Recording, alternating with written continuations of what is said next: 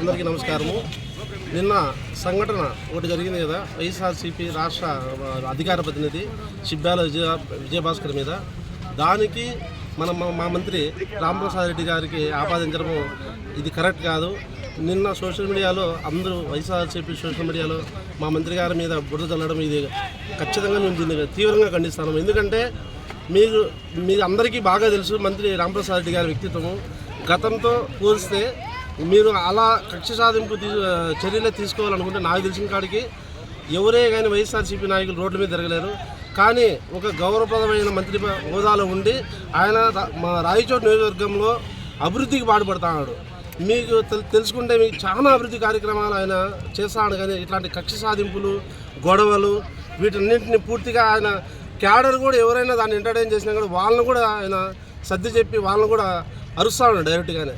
ఎందుకంటే మంత్రి రాంప్రసాద్ రెడ్డి గారు ఇప్పుడు వాళ్ళ అభివృద్ధి మంత్రంగా పనిచేస్తున్నాడు. కానీ కక్షలు, గొడవలు అలాంటివి ఎక్కడ తావు ఇవ్వలేదు. కాబట్టి మీరు అలాంటి అపోహలు పెట్టుకోవద్దండి. అలాగే తెలుగుదేశం ప్రభుత్వం ఎప్పటికైనా సరే ఇది బీసీల పార్టీ. గతంలో వైఎస్ఆర్సీపీలో పోల్చుకుంటే కొన్ని వేల కేసులు, 25,000 అక్రమ కేసులు పెట్టినారు. మీరు తెలుసుకుంటే బీసీలను అట్టడుగున తొక్కేసే పార్టీ ఏదైనా ఉందిరా అంటే అది వైఎస్ఆర్సీపీనే. దానికి నేనే గతంలో వైఎస్ఆర్సీపీలో ఉన్నా, నా మీద కూడా అక్రమ కేసులు ఉన్నాయి.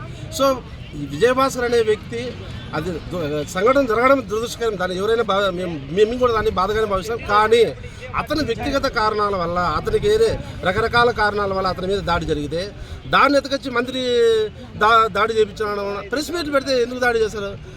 రోజు వైఎస్ఆర్సీపీ నాయకులు సోషల్ మీడియాలో విపరీతంగా కామెంట్లు, పోస్టులు రకరకాలుగా రెచ్చిపోతాను. కానీ మేమే ఆశ్చర్యపోతాం, ఎందుకు రాంప్రసాద్ అన్న ముందులాగా ఇప్పుడు ఎందుకు ప్రవర్తించలేదు అంటే మాకే చాలా ఇబ్బందిగా ఉంది. సో అలాంటి వ్యక్తి దాడి చేసినాడు, దాడి చేయించుంటాడు అనేది ఇది 100% మేము తీవ్రంగా ఖండిస్తాను.